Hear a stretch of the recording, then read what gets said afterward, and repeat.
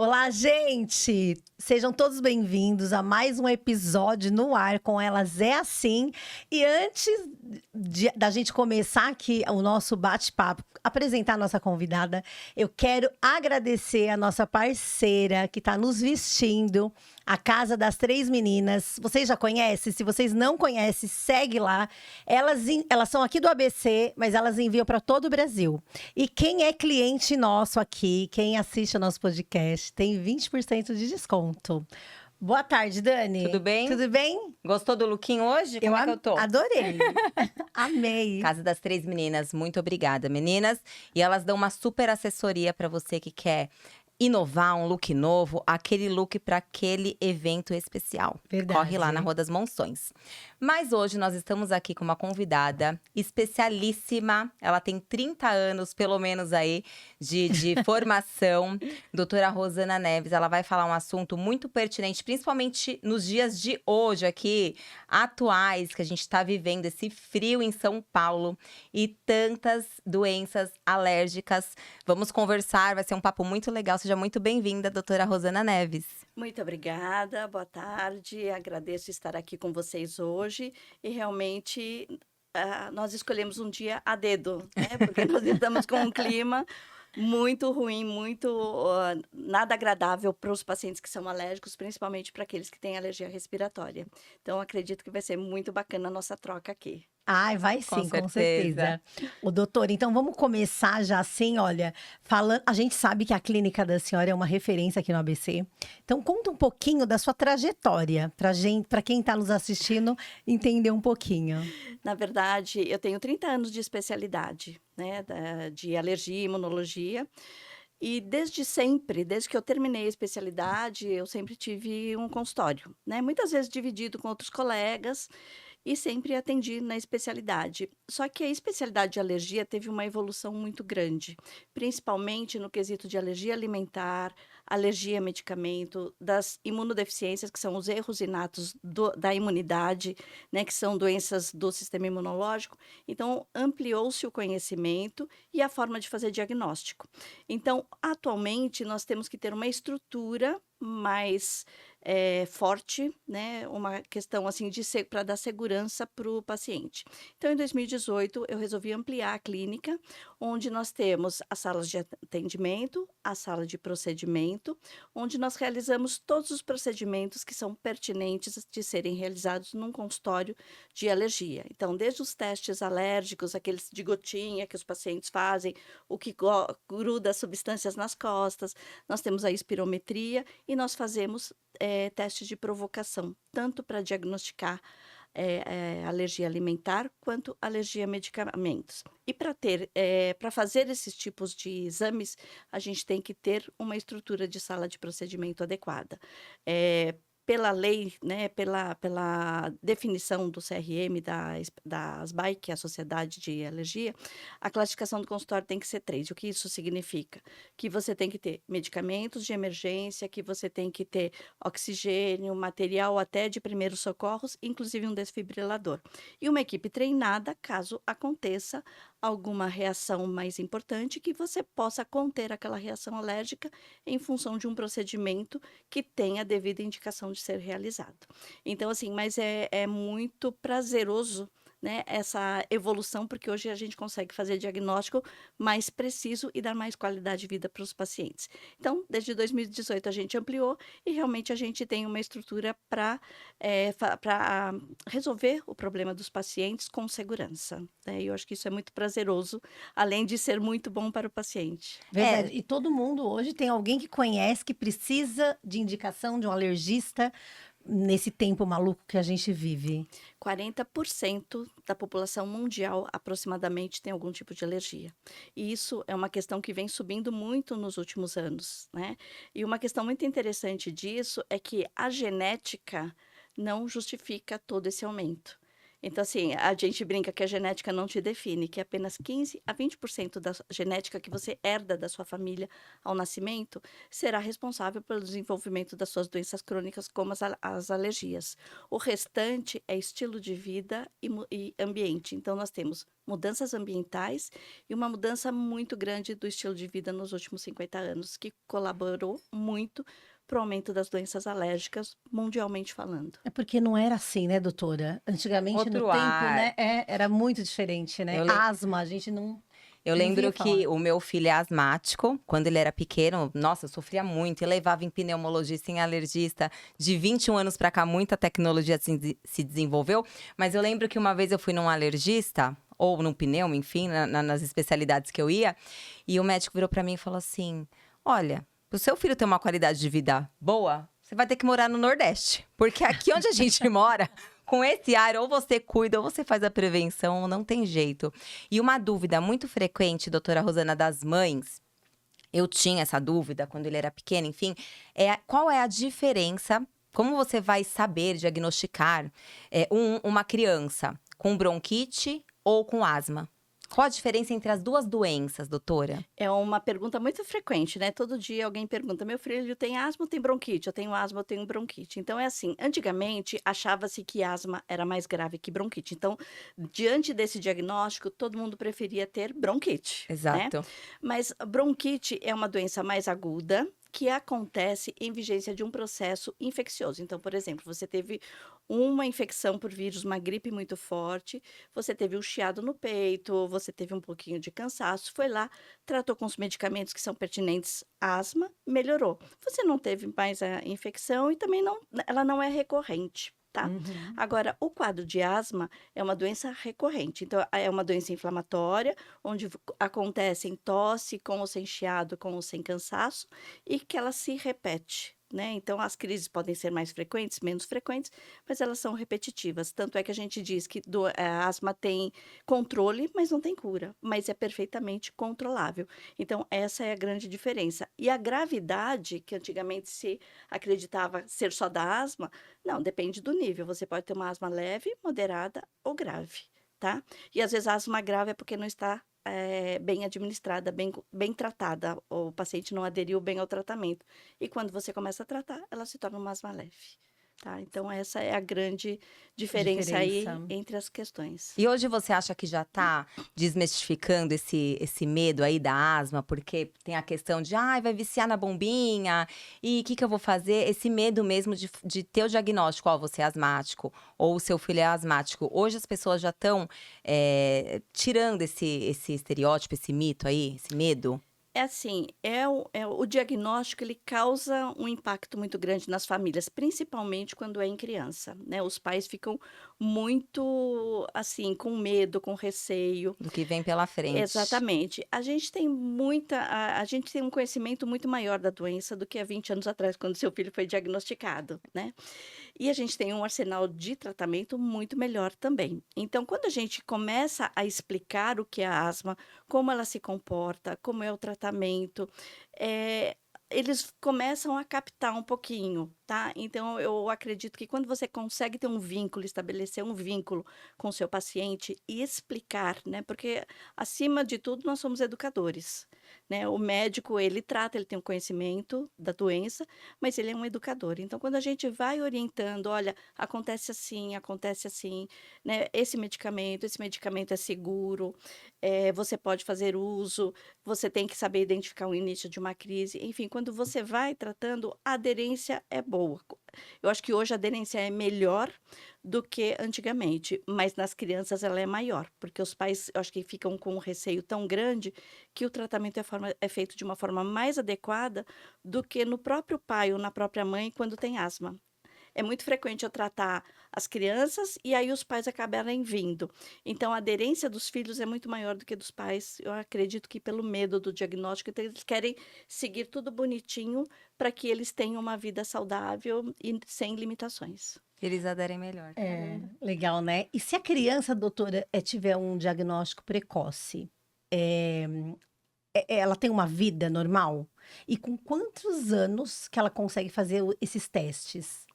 Então, o diagnóstico precoce é um diagnóstico abaixo de 5 anos, né? Que é a nossa faixa etária de maior dificuldade para fazer diagnóstico de asma. Então, atualmente, o que nós temos de mais novo é que crianças que têm quadros de tosse com ou sem chiado, sibilância que a gente chama, né? Do chiado, que pode ter tosse junto, que pode ter a falta de ar, que melhoram com o uso de medicamentos de asma e que têm tosse, principalmente aos esforços fora da crise, essa já pode ser uma criança diagnosticada como asmática. A partir dos 5 anos, além do quadro clínico, a gente tem a espirometria, que já dá para ser feito numa criança quando você tem um técnico bem treinado, tá? O que nos ajuda no diagnóstico, tá? Então, essas questões são importantes. E a outra questão que você me perguntou? Com quantos anos, né, que a gente que pode fazer os testes? Ah, Que a tá. senhora já Qualidade de respondeu. vida. Sim. Então, a asma, na verdade, ela pode ser alérgica e não alérgica, tá? Então, o teste alérgico, sempre que você tem uma história clínica que os pais te relatam, olha, se ele vai brincar na casa da avó, tem o colchão no quartinho do brinquedo, que ele pula muito lá, levanta poeira, ele começa nariz ruim, começa a ter tosse, começa a ficar com falta de ar. Isso é compatível com quadro de asma alérgica. Então, se você tem esse dado na história, você tem autorização e a indicação de fazer um teste alérgico, independente da idade. Existe um mito que abaixo de 2 anos não está indicado. Porém, o que acontece? As crianças, se elas tiverem um quadro alérgico, elas vão positivar o teste, tá? O que acontece nessa idade é que a imaturidade do organismo que está em desenvolvimento, do sistema imunológico que está em desenvolvimento, os fatores ambientais têm um peso maior do que o fator alergia, que vai se modificando na maioria dos casos e transformando essa imaturidade, né, que vai atingir a maturação, e vai transformar também os fatores climáticos, onde os fatores alérgicos serão mais prevalentes, aí dependendo de 4, 5, 6 anos, tá? Então vai se transformando, né? Mas é isso que tem esse mito de que abaixo de 2 anos não pode fazer, mas tem toda a indicação de fazer caso você tenha fator na história que indique uma possibilidade de alergia também nesse paciente. Tá. É a mesma coisa com animal, né, doutora? Tem um Exato. gatinho, tem um cachorro, né? Exatamente. Então aí a gente faz para aeroalérgenos, né, que são ácaros, fungos, pelos de animais e alimentos só quando tem uma indicação de alergia alimentar, quando o paciente tem uma história compatível com alergia alimentar, Tá. tá? E embora seja muito frequente relatos de que leite pode causar a asma, isso não é real, tá? A alergia alimentar não tem relação com rinite e com asma, tá? Pode ter uma relação se esse paciente tiver uma anafilaxia, né? Então, ele entra em contato com o alérgeno alimentar, ele tem tipos de lesões na pele, coceira, e pode abrir um quadro de broncoespasmo ali, mas que é por causa da alergia alimentar em decorrência de uma anafilaxia, e não que a alergia alimentar é frequentemente relacionada ou está causando quadros de asma e de rinite. Olha que interessante, né? É muito É. interessante. Doutora, e vou aproveitar aqui, e pode acontecer da gente desenvolver, né, como a senhora já falando, assim, no meio do caminho, e se alimentar alguma coisa, por exemplo, do leite. Nunca tive problema com o leite, com a lactose. Aí, de repente, começo a passar mal toda vez Reações. que eu tomo leite. É possível, então? É possível. Então, a gente aqui tem que separar 2 coisas. Primeiro, a intolerância à lactose, que Tá. não é alérgica. Ela é uma dificuldade de digerir o açúcar do leite, que é a lactose.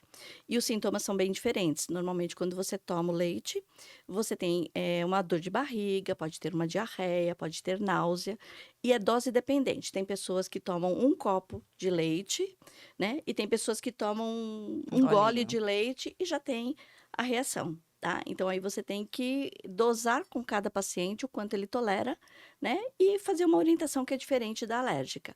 A alergia, se você tiver contato com 1 gole ou com 1 litro, você vai desenvolver. E tem pacientes que, às vezes, só de ter o contato com o alimento pode desenvolver a reação, tá? E isso pode acontecer em qualquer fase da vida, tá? Atualmente, nós estamos tendo uma longevidade maior, né? Nós estamos vivendo mais e nós já estamos vendo trabalhos sendo realizados com idosos, onde existe o aparecimento de dermatite atópica e de alergia alimentar, por exemplo, na fase do idoso, a partir dos 60 anos de idade. Então, para você ver que, assim, como doença alérgica tem muita relação com o sistema imune, você pode ver, não é assim baixa imunidade, tá? O funcionamento dele que vai se modificando no decorrer da vida. Então, os quadros de alergias, doenças alérgicas, podem aparecer em qualquer momento da vida.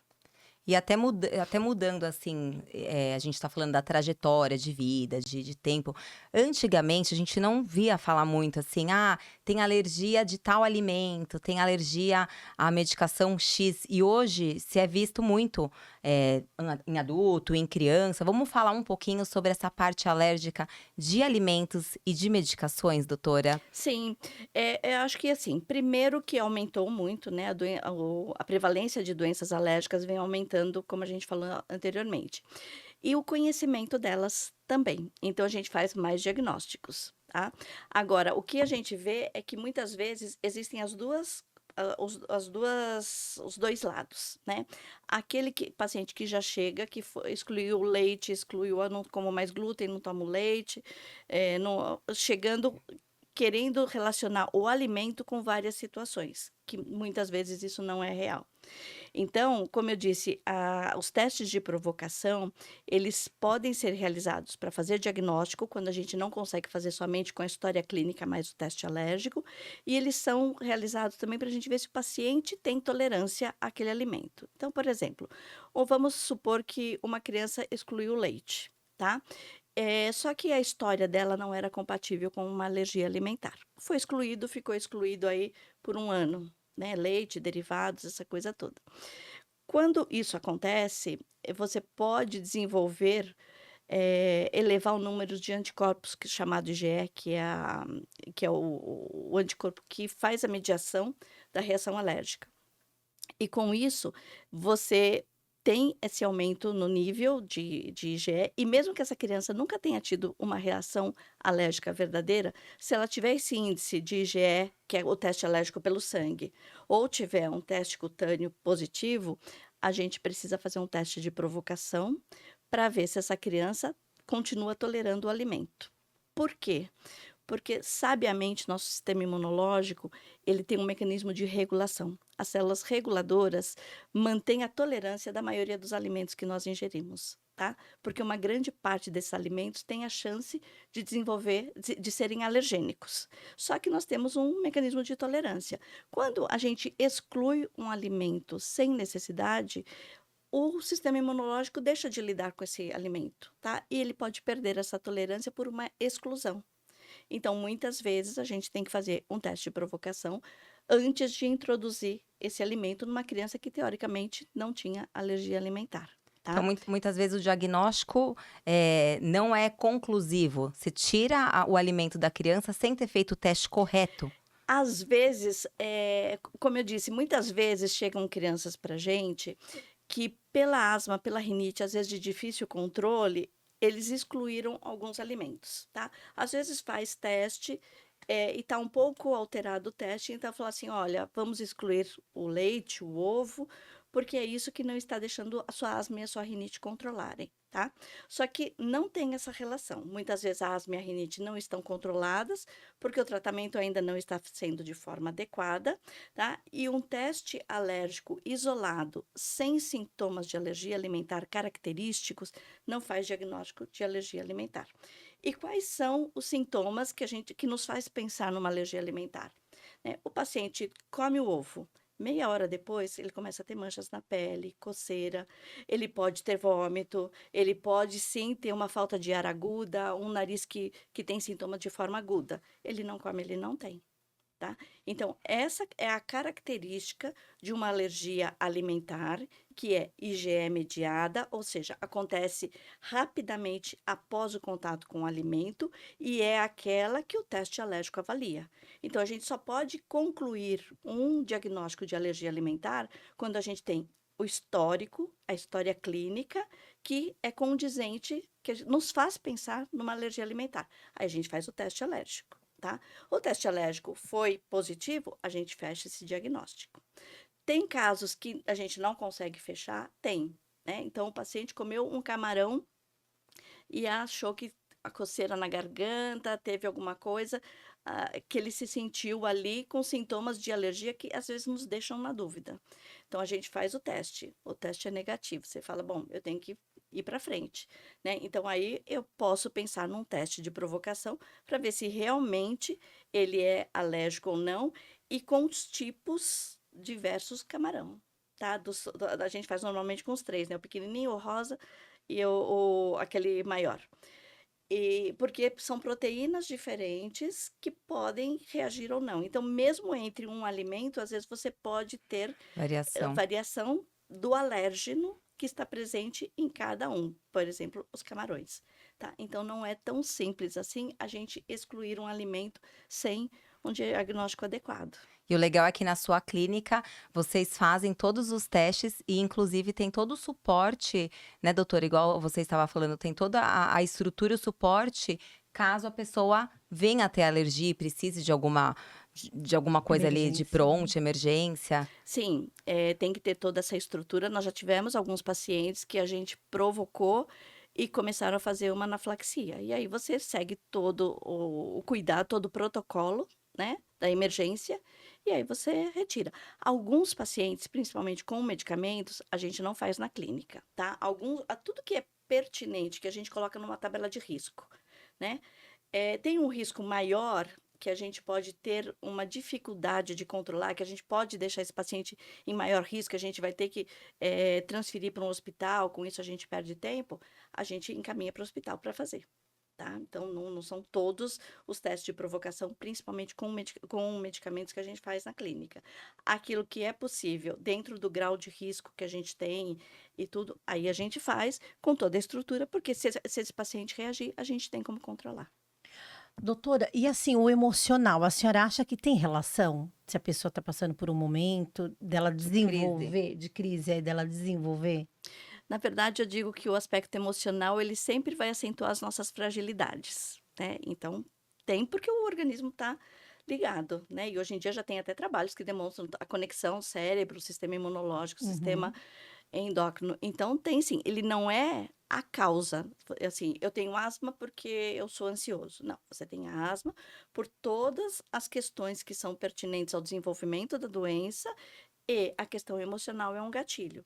Assim como é com dermatite atópica, assim como é com urticária, a gente percebe muito isso nos pacientes. Então, assim, uma criança que os pais se separaram, uma criança que mudou de escola, que mudou de cidade, né? Então, isso é muito real no dia a dia. Então, muitas vezes a gente tem que ter uma equipe multifatorial acompanhando esse paciente, né? Junto com o psicólogo, muitas vezes junto com o fisioterapeuta por conta da mecânica respiratória, muitas vezes junto com a nutricionista por conta de um ganho de peso. Esse paciente está entrando numa obesidade, a obesidade dificulta o controle da asma, mas o aspecto emocional, com certeza, ele tem que ser bem elaborado durante o tratamento também, ele não pode ser deixado de lado.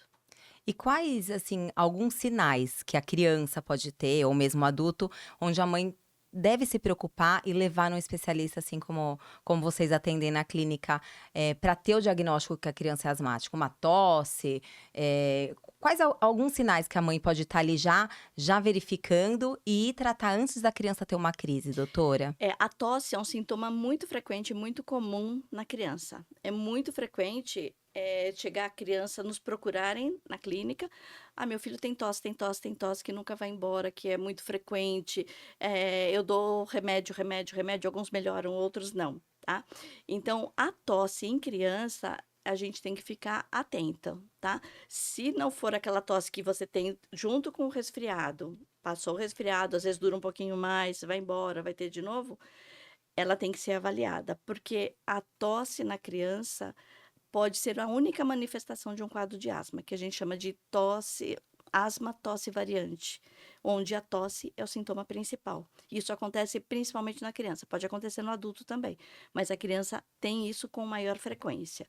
E muitas vezes e aí a gente vai conversando, né? Pegando uma característica dessa tosse aqui, outra característica ali, se tem relação com sintoma nasal, se não tem, se a criança tem tosse aos esforços também. Às vezes a criança brinca e começa a tossir, mas está brincando, né? A criança tem uma plasticidade muito grande. Então, assim, ela precisa ter um impacto muito grande para parar de brincar. Ou fica mais cansada, ou cansa mais do que os amigos quando está na correria, no esporte. Então, são sinais que merecem uma avaliação. Porque muitas vezes você faz o diagnóstico, trata e a qualidade de vida dessa criança melhora. Eu tenho muitas crianças que, quando eu faço essa pergunta, quando corre muito, brinca, se agita, tem tosse, fica cansado?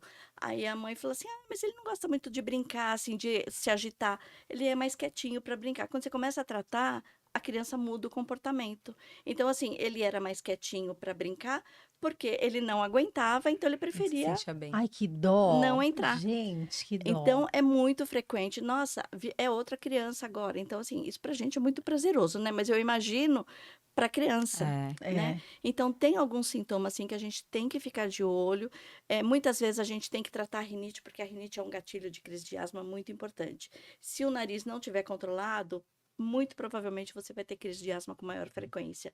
Então, às vezes, quando você tem uma dúvida, controla o nariz primeiro, né? Vamos fazer o tratamento da rinite. Controlou a rinite, a tosse persiste, opa, pode ser um quadro de asma, né? Uma- Podem ser outras coisas, mas não dá pra gente descartar, somente com uma avaliação. E as mães que dão xaropes, atenção mamães, vocês que ficam medicando aí xaropinho com a tosse, nada disso, leva para a doutora Rosana, porque dificilmente vai ter o diagnóstico, e às vezes a criança não vai ter a qualidade de vida, a mãe vai estar ali tuchando Só no xarope e não vai saber nunca. E o pior que assim, primeiro, o xarope de tosse não é uma coisa que existe. Existe, mas não existe, né? Porque tosse não é uma doença, tosse é um sintoma que pode estar presente em várias doenças respiratórias. E não respiratórias também, mas vamos focar aqui nas respiratórias. Então, pode estar presente na gripe, no resfriado, na rinite, sinusite, na asma, bronquite, numa pneumonia e tantas outras, né? Mas aí você tem que fazer o quê? Você tem que tentar identificar o que está causando essa tosse para poder tratar.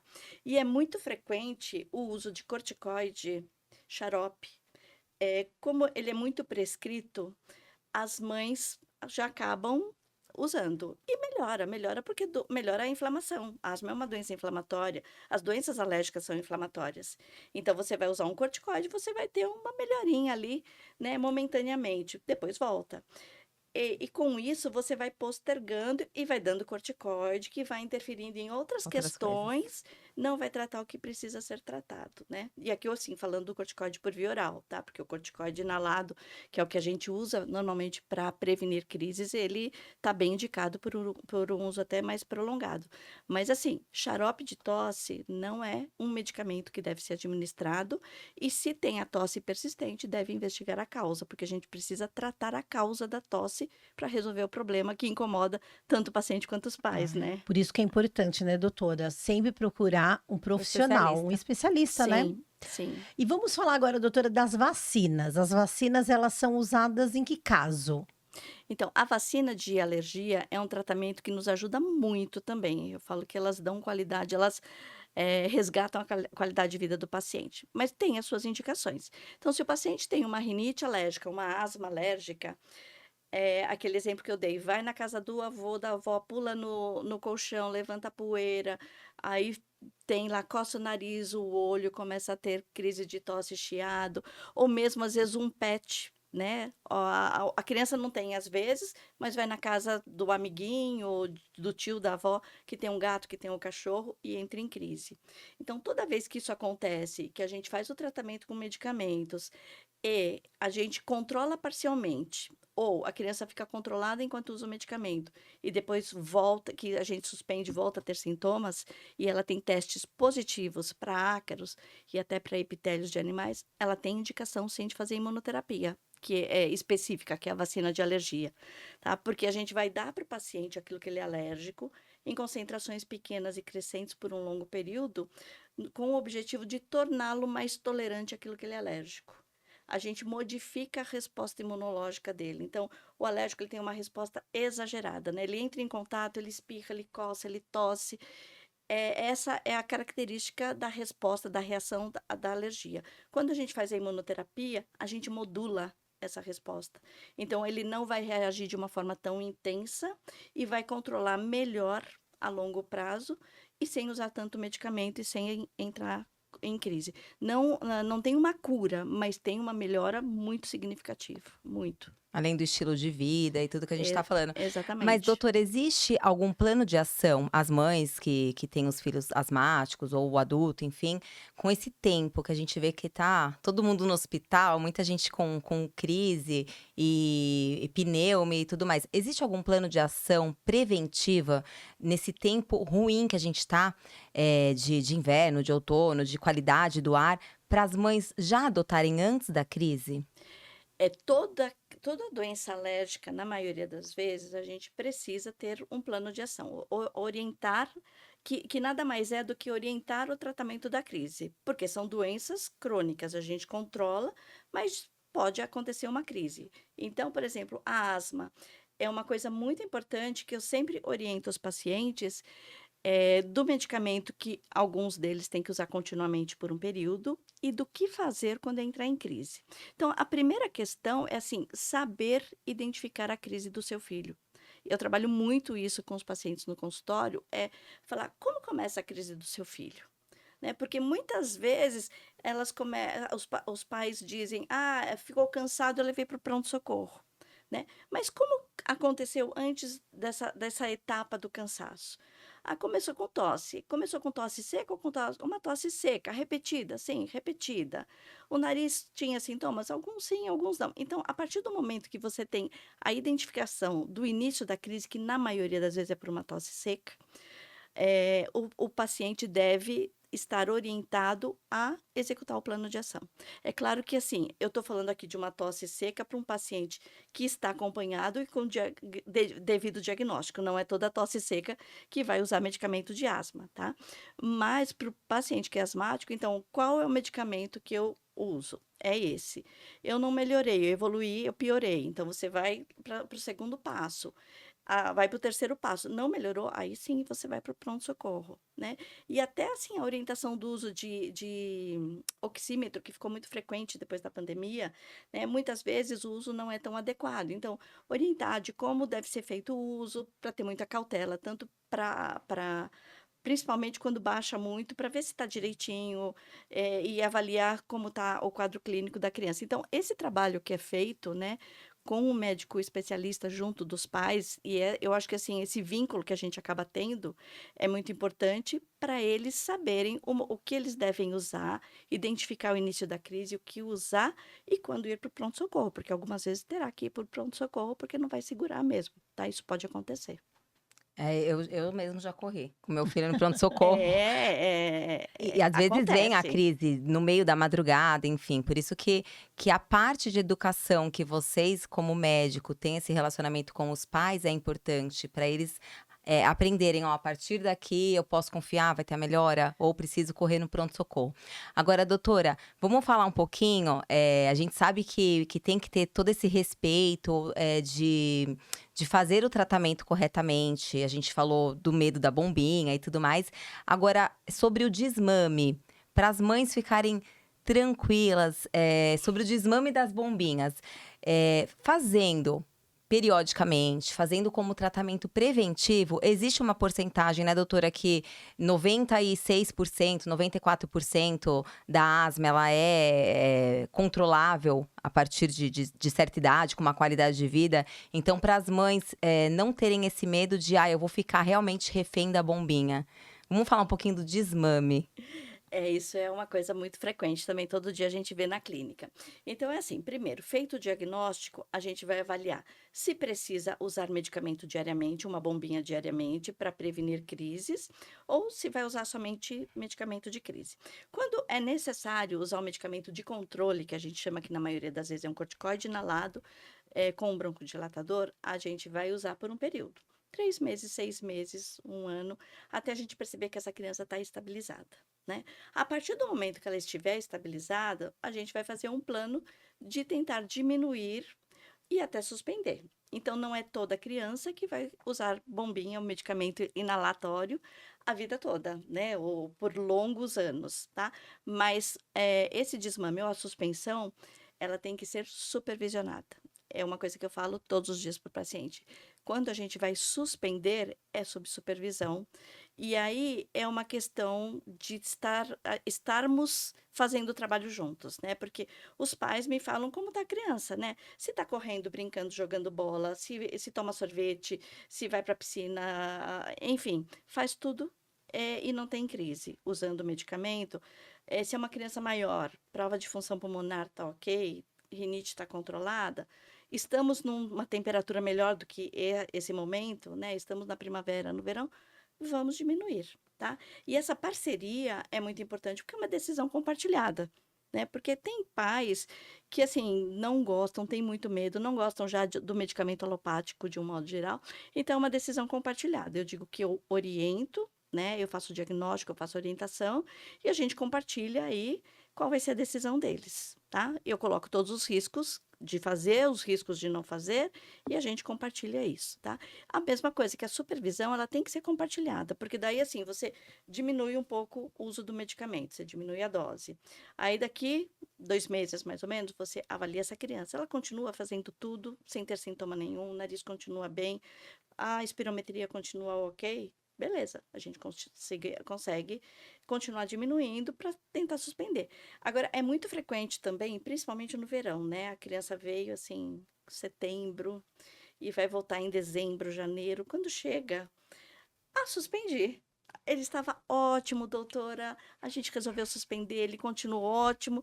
E logo em seguida, ele começa a ter uma crise, tá? Eu tenho alguns pacientes que, assim, foi suspensa a bombinha, ficou, às vezes fica 1 mês, 2 meses bom, e quando piora, piora com uma internação, tá? Porque você tem alguns critérios, alguns parâmetros, né? E a gente tá ali, você conhece a criança, você conhece como são os sintomas indiretos, porque assim, é muito fácil ou é mais fácil a gente reconhecer uma crise, né? A criança está tossindo, tá com dificuldade respiratória, você escuta o chiado de longe. Então, isso tá ok. Agora, sintomas indiretos, nem sempre eles são fáceis de reconhecer.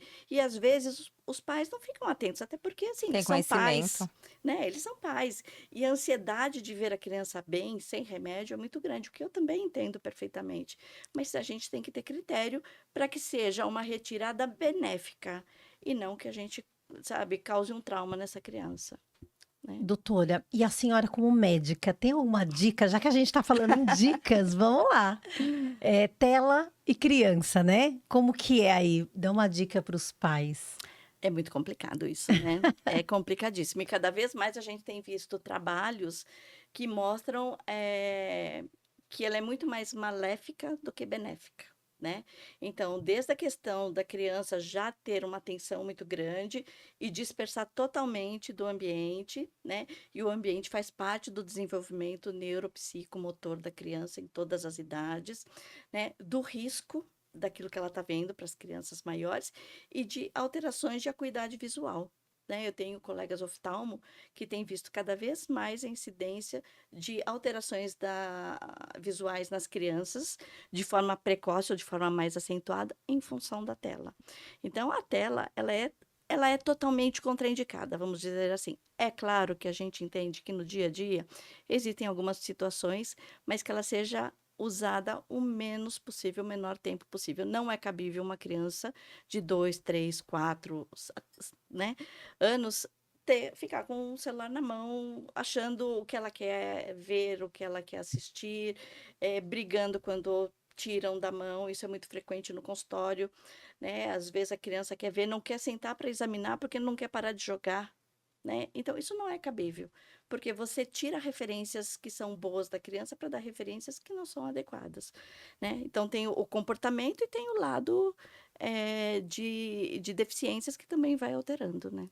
Comportamento, conjunto. saúde, qualidade Saúde. de vida, sociabilidade, tudo isso. Exatamente. Então, realmente, quanto menos, melhor. Melhor. E se a gente pensar que o estilo de vida faz parte do tratamento de qualquer doença crônica, tanto para melhor controlar como para prevenir, ou do desenvolvimento da criança, né, a gente vê que a tela é o último dos últimos, né? Você tem que priorizar outras coisas, né, como as brincadeiras, a interação com outras crianças, a interação com a família, os vínculos que são formados, né? Tudo isso é muito importante, além das telas. Nem Verdade. tela, nem xarope. E assim, né, exatamente, para as crianças e para os responsáveis, né? Porque muitas vezes você vai em restaurante, em algum lugar, a criança está lá, às vezes, desenhando se é algum restaurante, né, pertinente para a criança, pai, mãe, irmãos mais velhos, um em cada.